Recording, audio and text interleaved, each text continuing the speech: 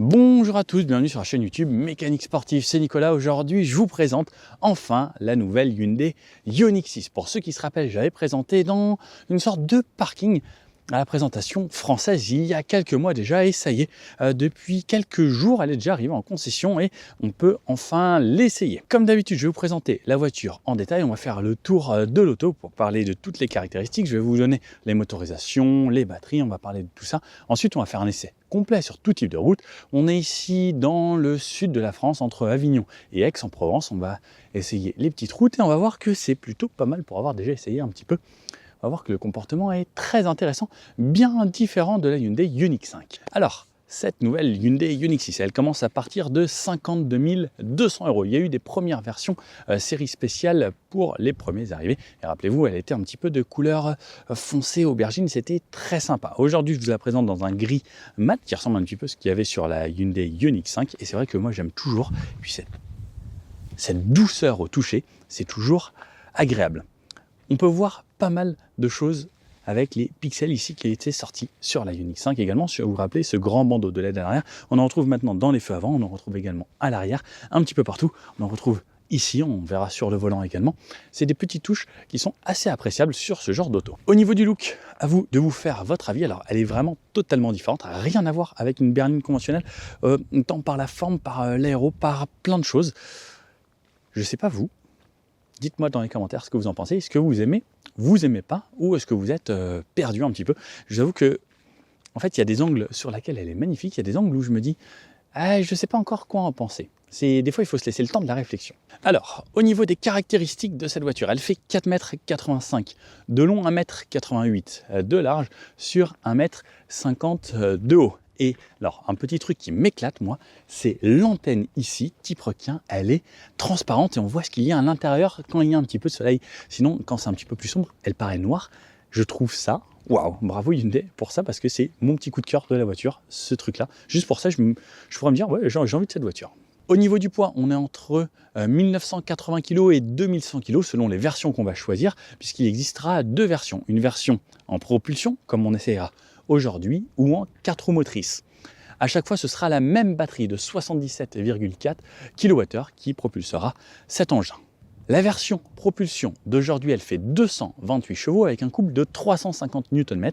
Donc tout ça au roue arrière. La batterie toujours positionnée sous le plancher ici de toute la voiture. On a cette plateforme électrique et vous verrez à l'intérieur également, ça nous donne un plancher plat dans toute la voiture. La deuxième version, elle fera, elle, 325 chevaux avec 605 Nm de couple, ce qui est gigantissime, et aura les 4 roues motrices, mais toujours la même batterie. Au niveau des performances, celle-ci fait un 0 à 100 en 7 secondes 4, on l'essayera bien sûr pendant cet essai, et la version 4 roues motrices en 5 secondes 1, ce qui est très dynamique.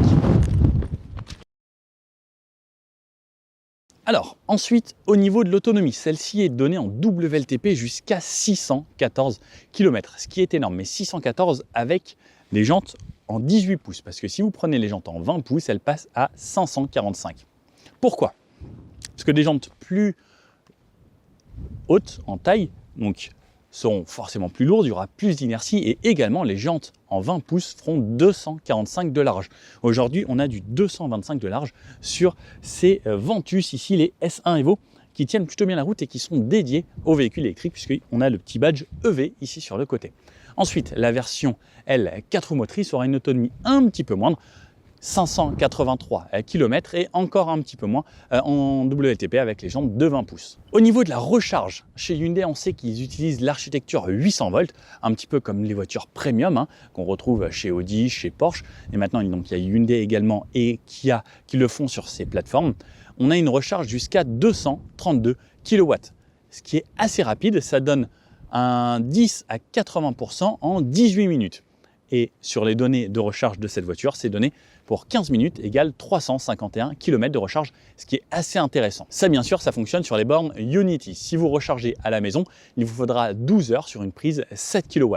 Et petit avantage, chez Hyundai, on a le V2L, c'est le véhicule to load. C'est on a un petit adaptateur qu'on branche sur la prise où on recharge, où la voiture fournira, elle, de l'électricité pour chez vous en 220 volts, et on retrouve même des prises de 120 volts à l'intérieur de la voiture. Ça, c'est assez intéressant. Petit fait également, c'est cette voiture, un CX de 0,21, ce qui lui permet justement d'atteindre ces chiffres niveau autonomie. Autre chose sympa qui commence à apparaître sur les voitures également, c'est le plug and charge. Ça veut dire que vous n'avez plus besoin de carte sur certaines bornes, vous n'aurez plus qu'à brancher et ce sera déduit directement de votre abonnement ou de votre forfait, comme Tesla le fait avec leur voiture. Et ça, c'est vrai que c'est un vrai avantage de ne pas avoir se connecter, biper, etc. Là, vous arrivez, charge, vous retirez et hop, ça déduit directement votre consommation. Ça, c'est un vrai plus. Donc voilà pour ce qui est recharge et autonomie, et on aura une vitesse maximum de 180 km/h, ce qui est normalement largement suffisant, et puis même sur les autoroutes allemandes, ça suffit normalement. Alors, sur l'avant de cette voiture, donc on peut voir peinture mate. Avec la peinture mate, ça amène ce côté un petit peu plus sympa sur les ombres et les reflets qu'il y a sur la voiture. Donc un capot bien plongeant ici, le logo Hyundai là, la plaque des capteurs qu'on retrouve ici pour les capteurs de parking, une petite caméra très discrète juste ici sur l'avant puisqu'on a le pack de caméra 360, ici tout ce qui va être pour les aides à la conduite avec les capteurs, et pareil on retrouve encore les petits carrés, les petits pixels comme on retrouve également dans les feux. On a ici des feux bien sûr full LED, les caméras également là-haut pour la conduite de niveau 2, c'est-à-dire que vous pouvez lâcher les mains sur la route, alors bien sûr toujours en tenant le volant en France puisque on est obligé, mais ça fonctionnera très très bien, on le verra pendant l'essai. Cette partie ici, c'est des volets actifs qui vont servir à pouvoir venir refroidir les batteries, puisque oui, les batteries, ça peut chauffer ou ça peut être trop chaud ou ça peut être trop froid. Donc, ça va venir à réguler le système de batterie qui fonctionne avec du liquide qui va se balader à l'intérieur. On peut voir une garde au sol assez haute juste ici, ce qui permet de passer quasiment partout. Et petite chose que j'aime bien chez Hyundai, c'est que ici, ils ont à l'avant le frunk. Et le frunk, ça, c'est un vrai plus sur les voitures électriques puisqu'on peut le faire. On n'a pas de moteur à l'avant. Donc, on ouvre comme un capot normal. On a bien sûr les vérins et ce qui est parfait, c'est qu'on peut ranger son câble juste ici. On a un volume, il me semble, aux alentours des 40 litres. Hop, ça permet de pouvoir poser son câble.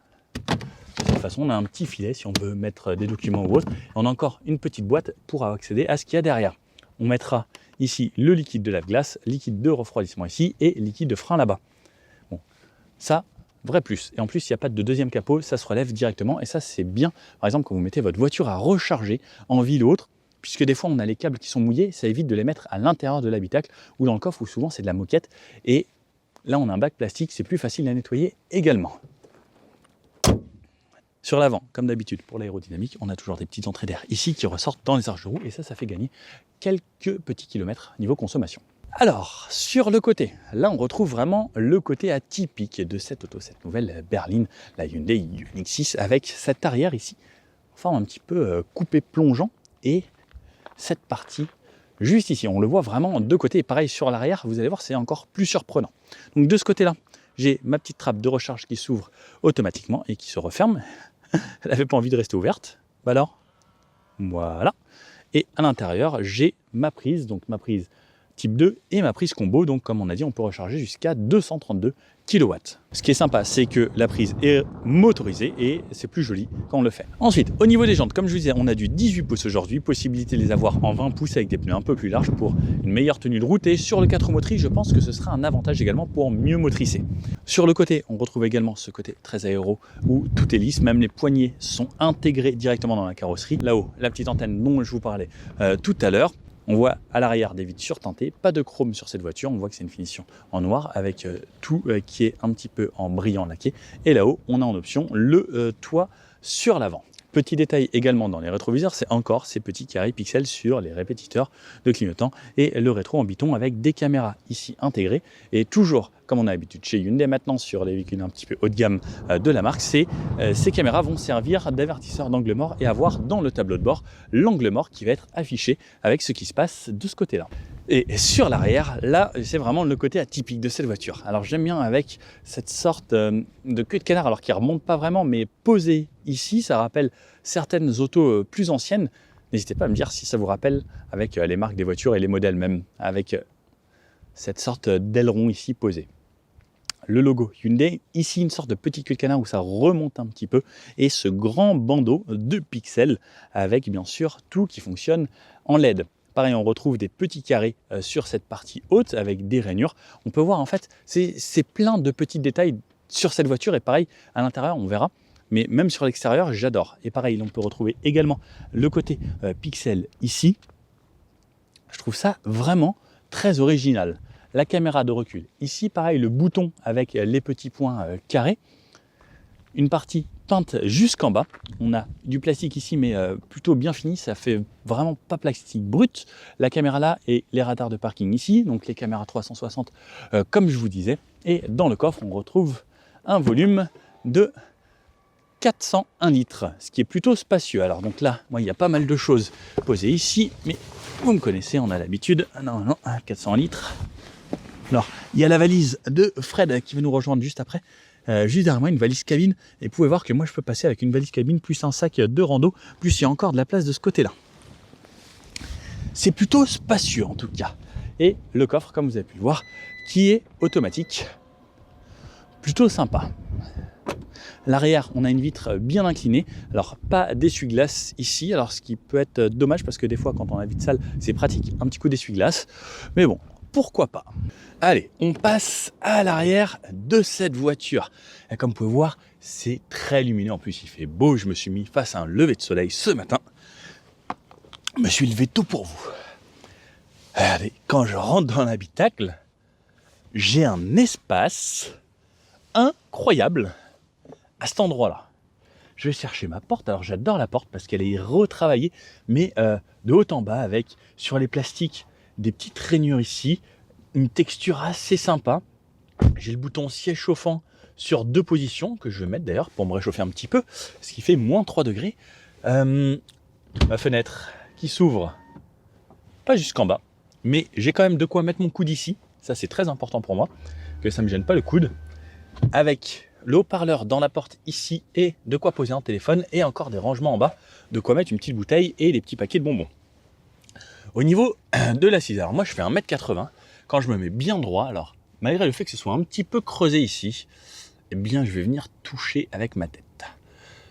Il faut que je me mette un petit peu plus relax, parce qu'on a un plancher plat avec toutes les batteries en dessous, donc le plancher est totalement plat. Alors ça c'est ultra pratique si je veux me balader ici à l'intérieur, mais ils ont dû relever un petit peu quand même la banquette pour que je n'ai pas les genoux trop hauts. Donc au niveau de la position, je suis très bien, mais malheureusement je suis un petit peu haut par rapport au plafond, même s'il était creusé un petit peu. Si je me mets en mode un peu relax, le siège est déjà pas mal incliné, ça va. Mais il faut pas être trop grand à l'arrière. Sinon, je suis bien installé. Il y a un petit maintien latéral qui est fort plaisant. C'est un peu creusé, donc on a des sièges un petit peu perforés partout. On a une fixation top taser et isofix sur les 2 extrémités. Au milieu, j'ai mon accoudoir avec la languette. Et lorsque je suis comme ça, je suis quand même franchement bien installé. J'ai beaucoup de place. J'ai la lumière là-haut en LED.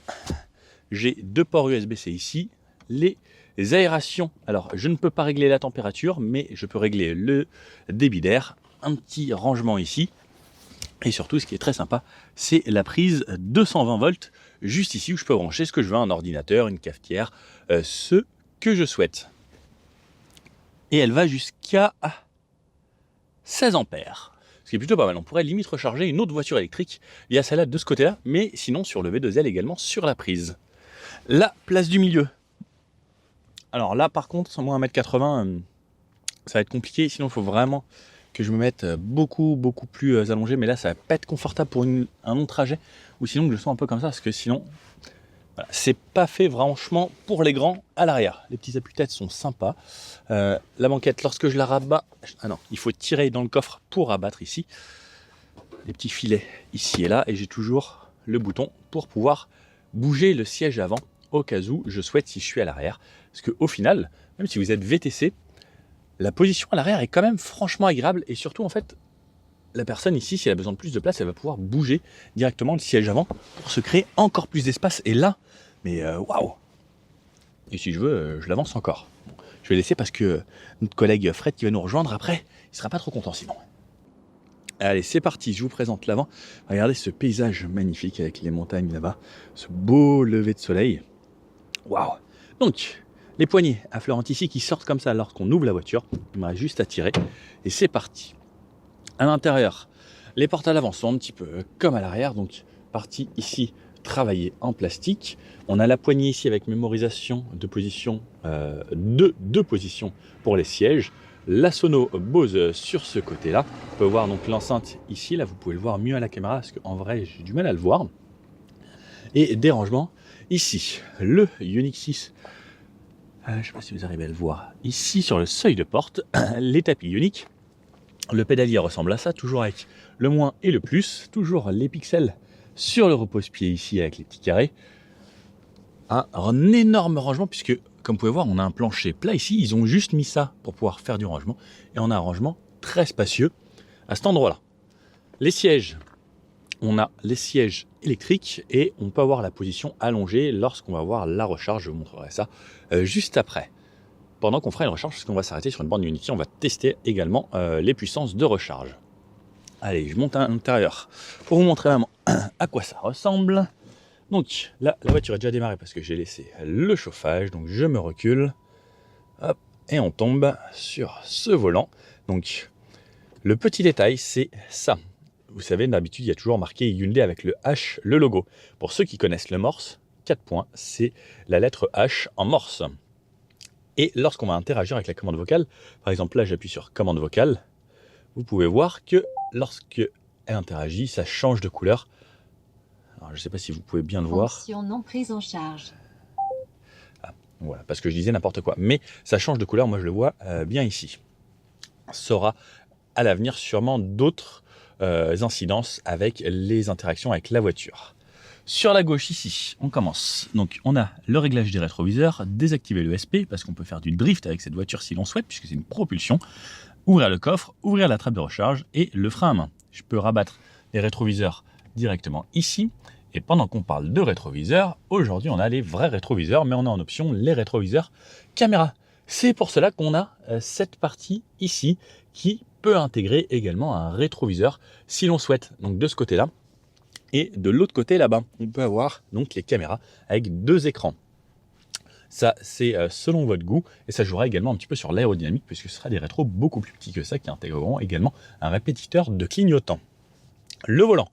Sur la gauche, on connaît, hein, si vous avez l'habitude de Hyundai, tout ce qui va être aide à la conduite ici, régulateur, limiteur, changer les menus là-bas. Donc je peux faire défiler mes menus de cette façon avec les aides à la conduite et autres. Donc là, la voiture, elle est en train de tourner depuis ce matin, donc avec le chauffage, ne prenez pas forcément en compte ces infos. Et le GPS avec des indications ici, tout comme je peux l'avoir. Alors je ne sais pas si vous le verrez ici, mais des indications dans l'affichage tête haute. Sur la droite, on va voir les modes pour la radio. On va voir la commande vocale, le volume, changer de radio, la touche favori et décrocher au téléphone. Ensuite, on a la touche mode ici, qui va me changer les modes de la voiture. Donc on a Eco, normal, sport, et si je reste appuyé, je vais passer en snow pour limiter le couple et justement ne pas patiner puisque j'ai une voiture propulsion. Et comme vous pouvez voir, ça change très très rapidement. Également, on va changer les thèmes. Alors je ne sais pas si vous voyez ici le bandeau lumineux qui change de couleur et ça change pareil ultra rapidement et c'est hyper réactif. Alors ce qui est bien, c'est qu'on a directement le bouton ici, on n'a pas besoin d'aller dans le menu. Et par exemple, je suis en mode Eco, j'appuie 2 fois sur sport et c'est tout de suite en sport. Il n'y a pas de délai ou quoi que ce soit. Derrière le volant, alors je vais me rapprocher un petit peu cette fois-ci, on a 2 palettes à gauche, donc qui sera le plus. Alors ce qui fait bizarre, c'est que c'est moins à droite, plus à gauche, ça va être la régénération. Donc comme vous pouvez voir, là je suis allé au e-pédale, ce qui va me permettre de conduire à une pédale. Ça veut dire j'accélère et je freine juste avec l'accélérateur. Dès que je relâche, ça va ralentir la voiture et freiner jusqu'à l'arrêt. Et ensuite, j'ai 3 niveaux de récupération, donc level 3, level 2, level 1, et donc même un 4e qui est sans récupération. C'est un roue libre total et ça on le voit juste ici. Sur le tableau de bord, on a vraiment toutes les infos, la vitesse ici, l'autonomie restante. Donc on voit qu'on a 40% de batterie, 143 km. La destination, on peut également naviguer dans ce menu ici, donc comme je vous montrais tout à l'heure. Et encore, ensuite, je peux refaire défiler des infos si je le veux. Je peux aller dans des réglages et passer à la voiture, refaire défiler mes consos, accumuler. Donc là, on peut voir les accumuler. Sur 623 km, la voiture a une moyenne de conso de 19 kWh au 100, ce qui est plutôt correct parce que depuis les essais et que cette voiture est arrivée, elle fait de l'autoroute également à chaque fois pour montrer de Aix-en-Provence à Avignon. Voilà pour les palettes, je vous ai montré. Donc sur la gauche, ensuite, on a les feux automatiques, bien sûr. Le mieux, c'est de laisser sur auto, sinon on peut les faire soi-même. On a l'anti-brouillard de cette façon, qui est indiqué à chaque fois. Et ce qui est bien, c'est que sur le tableau de bord, c'est toujours indiqué ce que vous faites avec les feux ou les clignotants. Clignotants de cette façon, avec toujours l'affichage de l'angle mort. Alors ça, c'est quand même quelque chose d'hyper bien. Par exemple, là, je vois que j'ai laissé mon trépied juste ici. Et les appels de phare, comme d'habitude, comme on connaît. Sur la droite, ce sera les essuie-glaces. Pareil, les essuie-glaces, quand on les met, il me semble... ah non, ça ne le fait pas cette fois-ci. Ah si, c'est bon. Regardez, dans l'écran, ça va me dire dans quel mode je suis. Est-ce que je suis en auto? Est-ce que je suis en off ou pas? Sur la droite, donc un écran, le même que celui de gauche, mais celui-ci est tactile. Comme vous pouvez voir, là, on a le GPS. On peut aller en retour comme ça. On peut avoir la projection du téléphone, le CarPlay, l'Android Auto, bien sûr, et tous les modes. Ça, je vous avais déjà montré ces écrans. Il y a déjà des vidéos sur la chaîne. Si ça vous intéresse, n'hésitez pas à les regarder. Mais principalement, voilà, un écran d'accueil qui nous donne comme le GPS ici, l'autonomie, la batterie. Et ensuite, je peux retourner dans les menus très simplement. La touche Warning.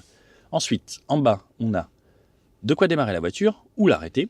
Ici, les commandes, tout ce qui sera radio média. Donc, on peut voir le volume. Bon, il n'y a pas de radio lancée. Map, c'est des raccourcis pour aller à l'écran. Donc, par exemple, Map, je retourne à ma carte. Navigation, pour aller chercher les menus. Média, où je vais pouvoir aller chercher la radio, DAB, FM, CarPlay, Android Auto ou autre, ou les bruits de la nature que Hyundai aime bien mettre dans les voitures. La touche favori, changer de radio ici et activer les caméras si je souhaite.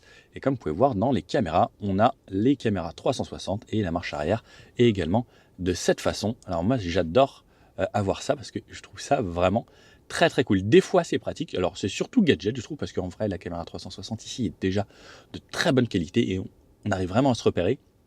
Mais regardez la belle vue qu'on a, et c'est vraiment la belle vue qu'on a juste ici. Et vous voyez, important, là, on a vraiment le soleil en pleine phase, donc ça pourrait être comme ça et faire de forts contrastes. Et non, pas du tout. On voit que c'est vraiment bien fait et que la caméra gère très très bien la luminosité.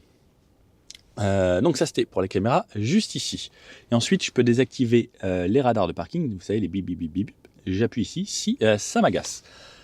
La température, donc je règle en bizone, donc de chaque côté, chacun règle sa température comme il le souhaite. Il y a un mode auto. J'ai un raccourci ici pour les sièges chauffants et le volant chauffant. Donc on peut voir siège chauffant si je veux. Donc ici, plus chaud ou moins chaud sur 3 positions. Et le volant chauffant juste ici si j'en ai besoin. On peut avoir le menu climatisation et également à cet endroit-là, activé lorsque le liquide lave-glace est utilisé. Donc imaginez, vous savez, souvent on sent le liquide lave-glace. Donc ça veut dire qu'à chaque fois que je vais mettre un petit coup de lave-glace, il va me verrouiller le filtre d'air extérieur pour ne pas que ça sente le lave-glace dans la voiture. Pareil, les tunnels, chaque fois qu'on passe dans un tunnel, les Hyundai, elles mettent le recyclage d'air pour pas avoir la pollution des voitures qui restent dans le tunnel. Et ça, c'est quand même vraiment pas mal. On voit des embuages auto, ventilation intelligente, des déshumidifications auto. Il y a vraiment plein de petites choses comme ça qui sont assez intéressantes. Après, on peut, avec la clim auto, lier le volant chauffant ou le siège chauffant ou ventilé. Ça, c'est quand même très intéressant. Par exemple, je rentre dans la voiture, il fait froid, je mets le chauffage chaud. Moi, je vais dire, mets-moi le volant chauffant également, parce que je veux qu'il fasse chaud vraiment partout. Et pareil pour le siège, au final, ça va vous réchauffer encore plus vite. Ça, c'est vraiment bien. On peut même activer le chauffage des sièges arrière directement ici. Ensuite, où est-ce que je vais me faire ventiler grâce à ça? Donc ça va me mettre ici, par exemple les pieds et le pare-brise, la puissance de ventilation, qui peut souffler jusqu'à 8 niveaux. Moi je laisse toujours 1, c'est plus agréable. Des embuages avant, des embuages arrière, recyclage d'air, et voilà. Ensuite ici, on a le chargeur par induction, on pose, c'est une petite partie qui est adhérente avec une sorte de caoutchouc, un port USB type A, un petit endroit ici pour reposer quelque chose d'autre. Des belles bouteilles d'eau Hyundai, elles sont belles. Peut-être la piquer celle-là. La clé ressemble à ça, donc une clé originale. J'aime bien que Hyundai change les clés et que ce soit pas toujours la même. Donc déverrouiller, verrouiller, hold, c'est pour démarrer la voiture. Et sur le côté, vous connaissez chez Hyundai, c'est pour pouvoir sortir la voiture directement à la clé. Donc ça veut dire lorsqu'elle est éteinte, vous verrouillez le véhicule, vous allumez la voiture de l'extérieur et vous pouvez la sortir de sa place de parking directement grâce à ça. Double porte-gobelet ici, et ensuite on a cette partie avec les vitres. Donc les vitres ont été placées à cet endroit-là, et plus sur les portes, pour justement avoir encore plus d'espace au niveau des jambes. Oh, il y a un petit drone. Fais coucou le drone. Déverrouillage du véhicule, fenêtres, donc les 4 ici, fermer les fenêtres ou laisser bloquer pour l'arrière. Le auto hold pour ne pas avoir à freiner lorsque je suis arrêté à un feu, et encore un petit endroit avec du rangement. J'ai un petit bac séparé ici avec un compartiment et encore du rangement ici à l'intérieur. Vous pouvez voir que des petites lingettes, un petit pot tient comme ça, ou des bouteilles 50 centilitres tiendront. Et à cet endroit-là, je retrouve 2 ports USB-C. Hop, les sièges. Donc cette partie qui est très fun chez Hyundai, où je peux faire bouger directement les sièges de mon passager ou autre, ou l'incliner, ou si je veux, ou plutôt comme ça, ou plutôt comme ça. Les appuis-têtes ressemblent à ça, donc toujours assez originaux, et on a aujourd'hui le toit vitré sur la partie avant, et on peut bien sûr refermer grâce à ça. Et je peux l'ouvrir également pour profiter de ce magnifique soleil. Aujourd'hui, on a le petit filet ici, anti-remous et anti-bruit, et je peux bien sûr refermer, mais aujourd'hui on va laisser ouvert bien sûr parce qu'il fait super beau. Et on a bien sûr le store qui se referme électriquement. Sur le haut ici, donc on a cette partie pour le store, les lumières qui s'allument ici en LED, avec l'ouverture lorsque on va ouvrir les portes, enfin l'allumage lorsqu'on va ouvrir les portes, et la touche SOS en cas de souci. Au niveau du rétroviseur, on a ce rétro avec les bords très fins, tout simple, et là-haut, on a l'allumage avec la petite LED juste en haut et un grand miroir. Le grand miroir, ça fait plaisir. Alors, ça coûte pas forcément plus cher aux marques, mais au moins je me vois bien. Vous me voyez bien. Bon, vous êtes prêts? Est-ce qu'on va l'essayer cette voiture? Ouais. Parce que c'est sympa de voir ça comme ça, mais l'idéal c'est d'essayer. J'oublie toujours la boîte à gants. Bougez pas. Hop, boîte à gants. Boîte à gants, tiroir, assez spacieuse, comme vous pouvez le voir juste ici. Et voilà, je pense qu'on là, vraiment, on a fait le tour. Allez, c'est parti, allons l'essayer. Bon, après cette présentation, on se retrouve avec Fred desvoitures.com. C'est lui qui fait tous ces beaux articles et autres sur le site. Bon, on est parti. Comme vous pouvez voir, on commence dans une ambiance un petit peu sombre. On peut voir qu'il y a un petit peu d'éclairage qui traverse ici, par-ci, par-là, sur le volant également. Et quand on utilise la commande vocale, normalement, ça bouge. Et tu vois, normalement, si je lui parle comme ça, elle change de couleur et elle peut faire des choses. Alors ça, c'est plutôt cool. Mais là, on n'a pas besoin de commande vocale. C'est parti, on a le GPS, on a l'affichage tête haute et drive. Et on essaye de partir avant les collègues. Voilà, c'est un peu quand même un environnement qu'on retrouve sur le Ioniq 5, le SUV là, qui est très inspiré au niveau design par la DeLorean, pour la petite histoire. On est vraiment dans le même environnement intérieur, quoi, avec toujours beaucoup d'espace, comme toutes les voitures électriques. Hein, et puis on part toujours dans ce confort, ce silence. On a un petit bruit de moteur électrique, t'entends? Ouais.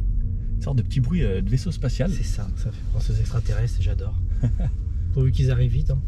On a les oh, t'as vu la qualité des caméras? Ouais, ça faut avouer que chez les constructeurs sud-coréens, ils ont fait beaucoup d'efforts sur tout ce qui est capteur, caméra, même l'incrustation de l'angle mort. Je vais y arriver ça, par dans les rétros, là. sur le rétroviseur. Là, franchement, c'est hyper pratique. Fallait juste y penser et il l'a fait. C'est clair. Franchement, ça c'est génial. Une fois qu'on y est à côté, on peut plus s'en passer. C'est le genre de petit dispositif de sécurité qui doit être obligatoire. C'est clair. Sur toutes les voitures du marché. En tout cas, à conduire, c'est hyper agréable. La direction elle est douce. Je trouve ça tellement bien. On verra si je trouve ça tellement bien sur les petites routes des Alpes là, vers les Baux-de-Provence. Ça sera peut-être encore autre chose. On va voir parce que après, comme ça reste une voiture électrique, c'est un centre de gravité assez bas. C'est typé berline, c'est pas trop haut. On est bien positionné. Il y a moyen que ce soit très intéressant également sur ces petites routes. Il y a beaucoup d'attentes sur cette voiture. Après Ioniq 5 qui a plu pour son design surtout, même si c'est une très bonne voiture électrique. Là, Ioniq 6, ils vont aller encore plus loin dans le confort, dans l'agrément de route.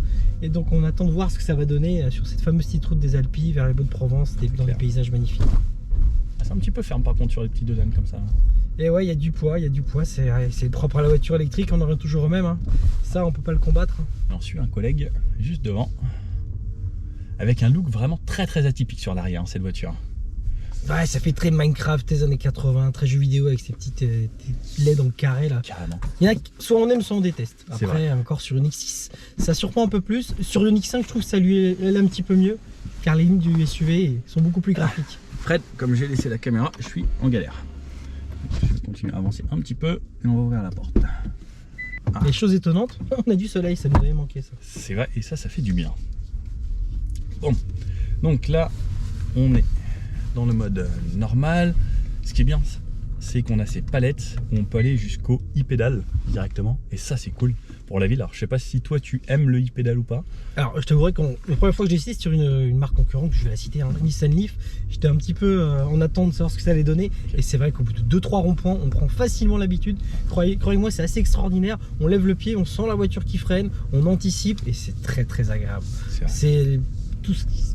C'est ce qu'il y a de positif, j'ai envie de dire, dans une voiture électrique. Pour ceux qui auraient encore des doutes sur la voiture électrique et ses capacités technologiques, le e-pédale, sincèrement, c'est vraiment une bonne chose. Bah là, par exemple, on a juste à relâcher un petit peu. On arrive à la vitesse, j'ai pas besoin de toucher au frein et c'est quand même assez agréable. Et il y a peut-être plusieurs niveaux de récupération d'énergie qui fait que en e-pédale, tu peux peut-être freiner un peu plus. E-pédale, tu n'en as qu'un seul niveau de récupération et après tu as juste la récupération, par exemple niveau 3 qui va juste freiner mais qui fait pas du e-pédale. D'accord. Et le e-pédale qui lui va vraiment jusqu'à l'arrêt et ça c'est cool. Donc c'est vrai que pour la ville, c'est assez intéressant et par exemple, alors je vais vous le montrer juste après en réaccélérant un petit peu. Donc là les deux dames. Ça va, non, ça reste confort. Tu vois, par exemple, là, je suis en niveau 3 et quand je passe en e-pédale, tu sens que la voiture, elle change. Clairement. On sent vraiment la différence. Que le moteur est pas pareil. Et quand je relâche, bah, pareil, rien à voir. Et là, ça va vraiment freiner plus fort pour pouvoir aller jusqu'à l'arrêt. Après, on a bien sûr toutes les aides à la conduite de niveau 2, qui est un vrai plus dès qu'on va être dans les bouchons. Mais pour la ville, si vous voulez conduire, je trouve que le e-pédale, ça reste un vrai plus. Ouais, c'est un peu pour ceux qui sont un peu flemmards et qui ont vraiment pas envie d'appuyer sur le frein, bah, ils se laissent aller. Et on peut vraiment faire confiance, croyez-nous, à ce dispositif. C'est vraiment safe, on le ressent vraiment bien, quoi. C'est vrai. Et puis ça, là, les rétros, enfin l'angle mort dans le tableau de bord, ça c'est vraiment l'option qui est hyper pratique. En tout cas, moi j'adore ce genre de voiture en ville. Et puis, on peut noter quand même au niveau finition, ils ont vraiment fait des efforts. Hein. C'est plus. Je vois pas du tout comment ça passe. Qui laisse passer qui ici? Il y a quelques années, c'est vraiment bien travaillé. Il y a vraiment des efforts portés sur les matériaux, le rassemblage. C'est ce qui manquait un peu à ces marques sud-coréennes. Et là, ils ont vraiment rattrapé le retard. Ah, c'est vrai. Hein. Là, je dirais même leur retard. Toutes les nouvelles Hyundai, toutes les nouvelles Kia. Enfin, je trouve ça quand même assez fou à chaque fois. Ils ont quand même fait des beaux efforts et c'est pour ça que ça cartonne autant en France en fait. Et que vous êtes autant à regarder ces vidéos puisque c'est vrai qu'il y a vraiment quelque chose de bien. Alors par contre ces bips, on nous avait dit que ça faisait pas mal de bips. Je crois que c'est à chaque fois que le GPS nous annonce un truc, il fait un petit bip pour nous prévenir. Ouais, ça ressemble un peu trop à une alerte franchissement de ligne ou d'obstacle. C'est vrai que c'est un petit peu gênant, mais ça doit se désactiver assez facilement. C'est juste qu'on n'a pas trouvé comment. Fred, il y a un test rond-point sur la chaîne. Est-ce que tu es prêt à t'accrocher un petit peu? Allez, on va voir. Tu m'accroches avec les deux mains. Ce que ça donne. Oh, tu vas doucement là. On va pas aller vraiment trop vite. C'est vrai, ça tient super bien. On est quand même à très bon rythme. On voit que là ça s'ouvre un poil, mais ça tient super bien. C'est vraiment stable. Et dans les sièges, on est bien maintenu. Ouais, c'est assez bluffant. Pourtant, on a des gros manteaux et tout, et je pense que c'est bien creusé. Il faut l'avoir sur des routes un peu plus abîmées. Si une droite a une vitesse un peu plus élevée, ça tape pas un petit peu par rapport au poids. Parce que là, c'est vraiment bien suspendu. C'est vrai. Confort. Enfin, il y a les porte-à-faux réduits, ils ont bien. La plateforme, elle est saine. Sur Ioniq 5, ça manquait un peu de dynamisme, c'est vrai. Beaucoup l'ont dit, moi également. Mais Ioniq 6, ils ont voulu encore une fois faire une voiture haut de gamme, confort, une vraie routière. Pour aller chercher, on va pas les citer, hein, d'autres voitures électriques américaines, voire des allemandes. C'est clair, mais enfin, je la trouve franchement bien agréable. Bon. C'est vrai que la Ioniq 5, elle a été vraiment un petit peu pépère quoi, comme voiture. Et c'est là où la concurrence, en fait, là, leur cousin, la EV6 était plus raide, ou même d'ailleurs, certains l'ont trouvé trop raide. Et celle-ci, je trouve que ça a l'air d'être le bon compromis. Allez, et niveau accélération, franchement, ça suffit. Hein. On est déjà à 100. Est-ce qu'il fait les charmes de la voiture électrique? Bon, encore une fois, je ne veux pas trop attaquer les voitures électriques, hein, c'est l'avenir, on y va tous, il faut l'accepter. Moi, je l'accepte, il n'y a aucun souci. Mais quand on conduit une voiture électrique, une fois qu'on en conduit une, on les a peut-être un peu toutes conduites, car c'est toujours un peu la même chose. C'est vrai. Mais ça reste super agréable, on a la pêche au feu vert, ça permet de sortir de situations un peu délicates, et ce silence, voilà quoi. Là, et moi, ce que j'aime, c'est ça, c'est toutes ces aides, tu vois là. Je me laisse conduire, Ouais. 90 km/h. Ah, 90 rien à faire. km comme ça. J'ai mon affichage tête haute, j'ai mes infos. Alors, est-ce qu'elle va reconnaître le panneau? Donc, elle me dit 70, mais elle n'a pas reconnu. Ah, ça, c'est un petit peu dommage. Donc, c'est à moi de baisser la vitesse moi-même. Elle devait être troublée par la belle vue sur la Sainte-Victoire. Et donc, on a 3 modes sur cette voiture, le Eco, Normal et Sport. Là, j'ai gardé la même pression sur la pédale. La voiture, soit elle accélère, soit elle ralentit. Alors, c'est assez impressionnant à quel point le ressenti à la pédale est différent. Donc, là, je suis en Eco. J'ai quelques petits changements ici au niveau du tableau de bord.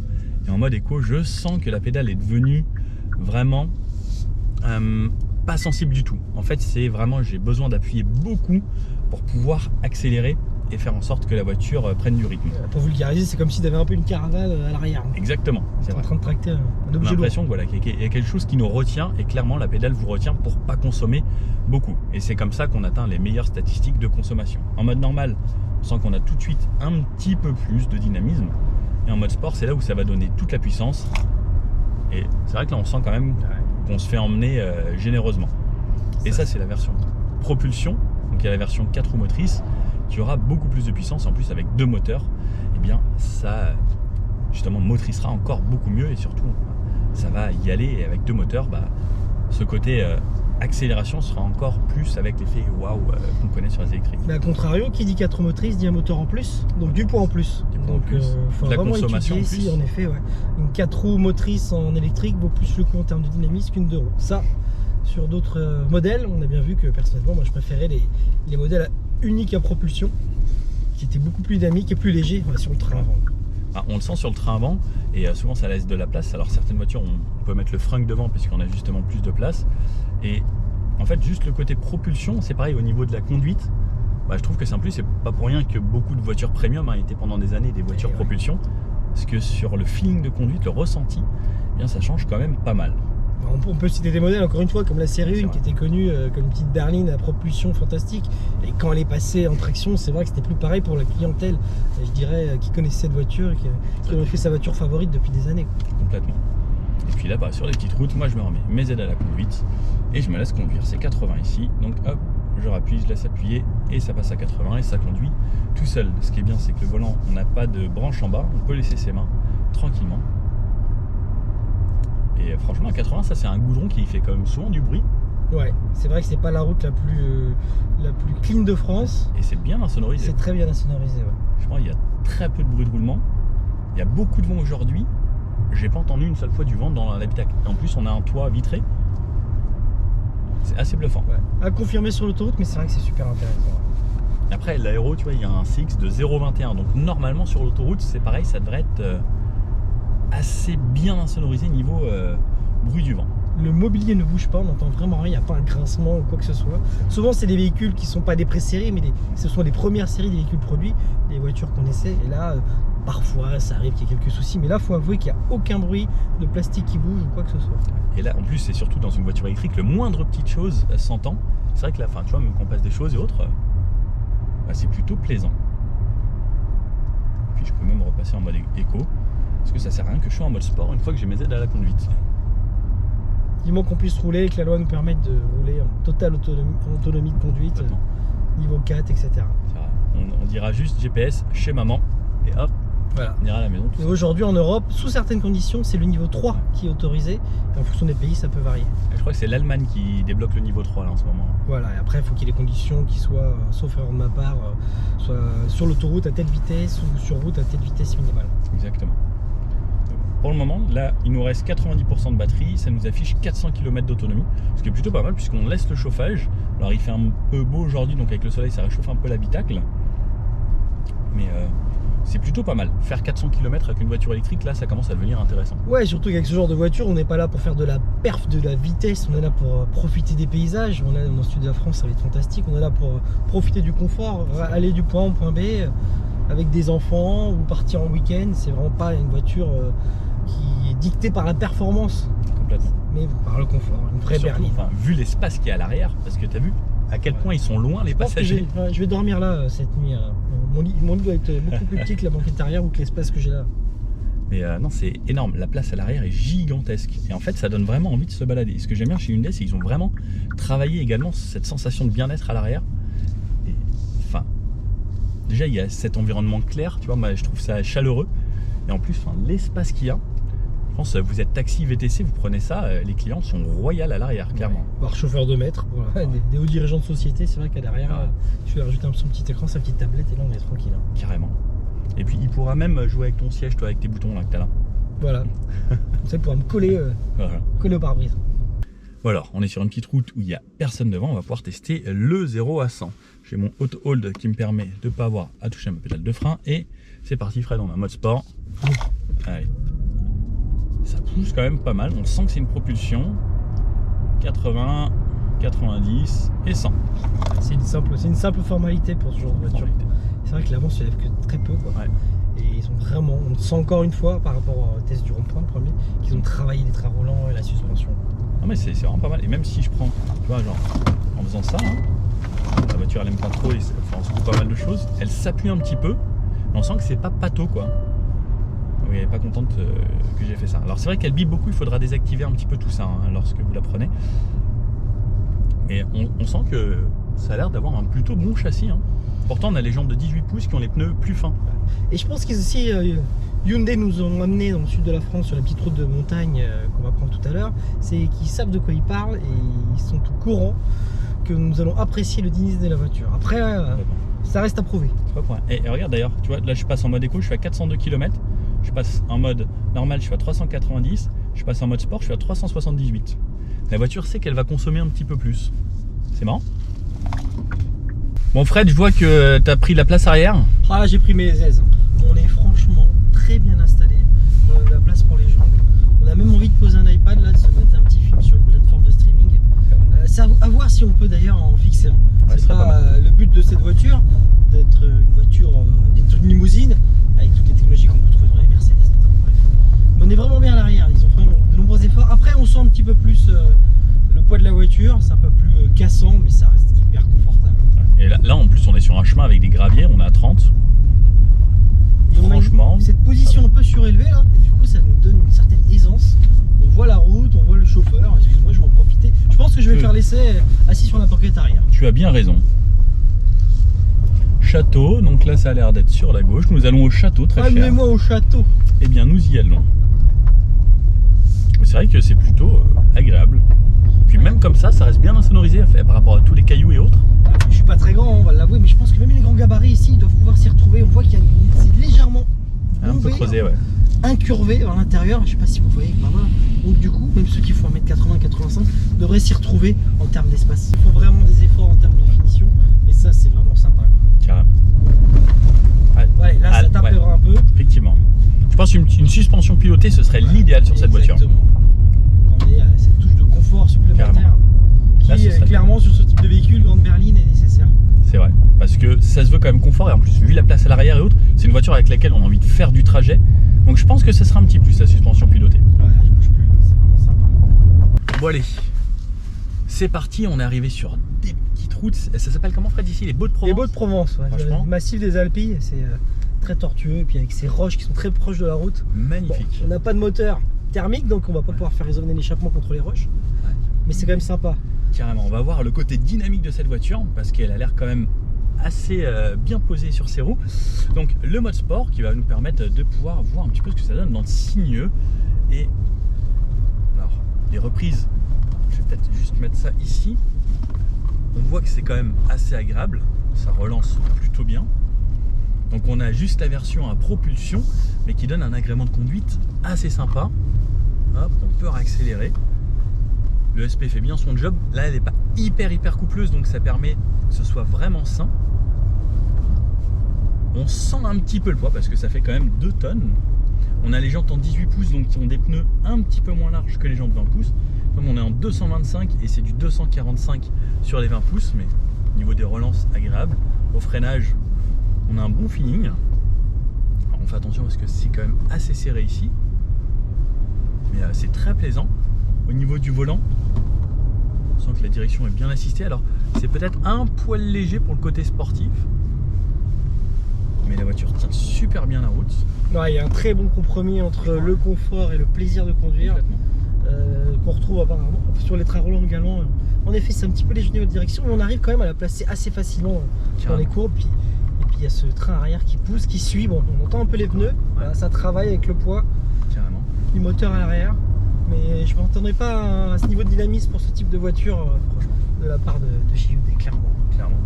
Et il y aura peut-être une version N à l'avenir, peut-être comme un Ioniq 5 N, mais chut, ça on vous l'a pas dit. On aime bien relever des petits trucs comme ça, mais s'ils sortent ça en N, il y a moyen que ce soit très sympa, parce que par exemple la i20N, enfin Hyundai, ils savent faire des caisses très agréables sur le côté sportif, et ils sont très forts en rallye aussi, hein. Mais même là, enfin tu vois, ça sature pas trop sur le train avant malgré le poids. Franchement, je suis assez étonné du ressenti. Alors on va pas faire les fous non plus parce qu'il y a quand même des fossés et des ravins. On va même croiser des moutons tout à l'heure. Donc on va essayer quand même de pas la mettre de travers, mais elle est hyper agréable. En fait, elle est saine de fou quoi. C'est sympa de vérifier aussi, c'est la consommation d'énergie en mode sport sur ce type de route. Je pense qu'on va vite grimper, ce qui est totalement logique. En mode sport, là, alors juste pour rigoler, donc je rechange mon menu. Voilà. Tu vois, elle est même pas déconnant, on est à 22. C'est vrai. Pourtant, on a fait déjà 2-3 allers-retours, donc c'est maîtrise assez la partie en charge. Carrément. Et c'est ça l'avantage aussi de cette propulsion, c'est qu'il n'y a qu'un seul moteur, donc ça consomme un petit peu moins, donc c'est forcément également un peu plus léger. Mais moi, là, c'est vraiment ça. Et sincèrement, je suis pas sûr que la 4 roues motrices sur ce type de parcours soit plus efficace. Pas forcément. Alors peut-être ça relancera un petit peu plus fort, mais en vrai, on prend largement assez de plaisir avec celle-là. Carrément. Mais je suis vraiment agréablement surpris parce que tu as vu, même l'avant, pourtant on arrive quand même assez fort et ça tient super bien. Et pourtant, c'est pas des pneus sportifs, hein. C'est ça qui est assez bluffant. Ouais, je pense qu'ils ont mis l'accent peut-être du fait qu'il y a eu quelques critiques sur une X5 sur la tenue de route. Ils ont dit sur une X6 on peut pas se louper. On va vraiment travailler les trains Roland pour que ça colle à la route et c'est bien le cas.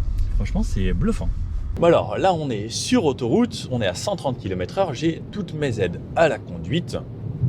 La voiture roule d'elle-même, c'est très agréable, il faut quand même laisser les mains sur le volant. On se dirige vers une station Ionity, on va pouvoir tester la charge. On va voir, puisque Hyundai annonce une recharge jusqu'à 232 kW en pic. Là, on est à 30%, donc on arrive dans 65 km. Donc la batterie devrait quand même plutôt pas mal descendre. Ce qui nous permettra normalement de pouvoir recharger au pic maximum. Et on verra si vraiment ces 18 minutes sont tenues pour le 10 à 80%, puisqu'on sera aux alentours des 10% à mon avis. En tout cas, à 130 km/h, on a très peu de bruit de roulement, très peu de bruit du vent. La voiture reste quand même ultra aérodynamique et c'est vraiment confortable. Et surtout avec ces aides à la conduite, ça reste un gros plus puisque ça me soulage. En tout cas, sur la conduite sur autoroute là par exemple, je peux vous regarder vous, je sais que ça tourne et j'ai totalement confiance puisque la voiture suit parfaitement les lignes. Et on a également le changement de voie voilà, qui vient d'apparaître puisqu'on est sur autoroute. Donc je l'active en cliquant sur OK. Et par exemple, là, je veux changer de voie. Je laisse ma main sur le volant. Et là, vous pouvez le voir, la voiture change de voie automatiquement. Je n'ai pas à le faire, je peux lâcher les mains. Et une fois qu'elle est dans sa voie, elle va s'arrêter. Elle enlève le clignotant d'elle-même et elle est dans sa voie. Et si je veux retourner sur la voie de droite, j'ai toujours ma main sur le clignotant. Je peux relâcher. Et là, si vous regardez en face, j'ai toujours pas les mains sur le volant. La voiture se remet dans sa voie, impeccable. C'est une bonne assistance lorsqu'on a beaucoup de trajets à faire. Là par exemple, il y a un camion qui arrive, hop, je mets mon clignotant, la voiture détecte automatiquement. Là par exemple, j'ai pas gardé les mains sur le volant comme il fallait. Elle détecte automatiquement s'il y a personne derrière sur le côté ou devant et elle change de voie. Et ensuite elle réaccélère. Bon allez, c'est parti, on va recharger, voir ce que ça donne sur la borne. Alors là, on est arrivé à la borne Ionity. On a fait exactement 91 km, une moyenne à 21,8. Alors ça ralentit un petit peu sur le trajet. Sinon, j'étais une moyenne aux alentours de 23 kWh au 100 km lorsqu'on était à 130. Donc, on peut voir qu'on a 13% de batterie actuellement. Donc ça va être normalement le top pour pouvoir recharger au maximum. Et on va voir ce que ça donne. Alors, la charge vient de se lancer. On est à 13%. Elle me dit qu'il me faudra 29 minutes pour atteindre les 80%. Donc c'est plus qu'annoncé de base. Normalement, la batterie était préconditionnée, mais là, on peut voir qu'on recharge à 70 kW sur cette borne Ionity. On va voir si ça va monter un petit peu, mais pour le moment, c'est un petit peu lent. Alors là, on en est à 14 minutes de charge. on est monté à 149 kW. Donc c'est un petit peu plus lent que prévu. Ça dépend vraiment des bornes. Mais la voiture, elle, accepte jusqu'à 232. Donc sur ces bornes Ionity, aujourd'hui, ça n'a pas envie de délivrer toute la puissance. Mais on peut voir là qu'il y a les autres collègues qui sont arrivés. Certains arrivent à 175 et il y a eu certaines personnes qui dans la semaine sont montées à 234. Donc c'est possible, mais aujourd'hui ça n'a pas forcément envie. Là ça monte à 150. Voilà, je suis à 150. Alors là je suis arrivé un petit peu plus de 80%. On est arrivé à environ 10h08. On a commencé à charger. Il est 10h38 actuellement. Donc on peut voir qu'en 30 minutes, j'ai rechargé 80% puisque la borne ne délivrait pas le maximum de puissance. On était vraiment bien en dessous de la puissance que cette voiture peut accepter. Donc ça dépendra vraiment de la borne. On a déjà fait des tests où les voitures acceptaient vraiment la puissance maximum et on était vraiment dans ces délais, en gros de 15-20 minutes où c'était beaucoup plus rapide. Mais concrètement, si vous allez prendre un petit café ou autre, vous n'allez pas forcément voir cette différence. Bon, alors après cet essai très intéressant de cette voiture, j'ai beaucoup aimé. Alors c'est très confort à l'intérieur parce qu'on est vraiment dans un esprit un petit peu cocooning. J'aime bien, surtout si vous me connaissez et vous regardez la chaîne, vous savez que j'aime les couleurs claires. Et là, c'était blanc, c'était lumineux malgré le fait qu'il est vite teinté. Pareil, on dirait un petit léger surteintage sur l'avant, sûrement avec des films UV. Le toit avec l'option ouvrante, ça c'est quand même un vrai plus. Le look de la voiture, ça je vous laisse juger parce que comme on dit, il en faut pour tout le monde. Il y en a pour toutes les couleurs. La couleur mat, ça c'est pareil, j'aime bien le fait qu'ils aient repris ça comme sur le Ioniq 5. Niveau consommation, on a pu voir que c'est quand même plutôt efficient, des consommations très basses sur les petites routes de campagne. Sur autoroute, ça reste plutôt correct. Temps de recharge, ça c'est un vrai plus de la part de Hyundai avec ce 232 kW que encore beaucoup de marques ne font pas et la plateforme 800 volts reste un avantage. Au final, ça reste une voiture confortable mais elle garde un petit peu de fermeté. Je pense que la petite option qui aurait été top, comme je le disais, c'était une suspension pilotée mais qu'il n'y a pas sur la voiture et qui ne sera sûrement pas disponible.